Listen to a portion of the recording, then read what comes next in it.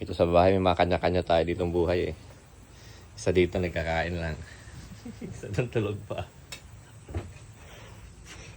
Tapos yung iba, nandun na, nag-swimming.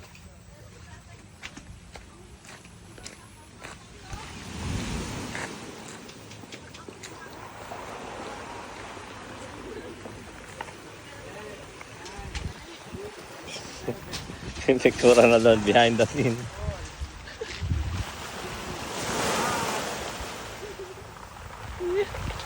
May mga hiking pa mga yan.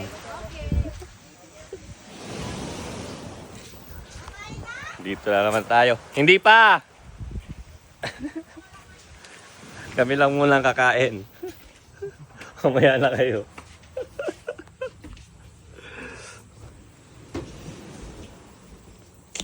Alright.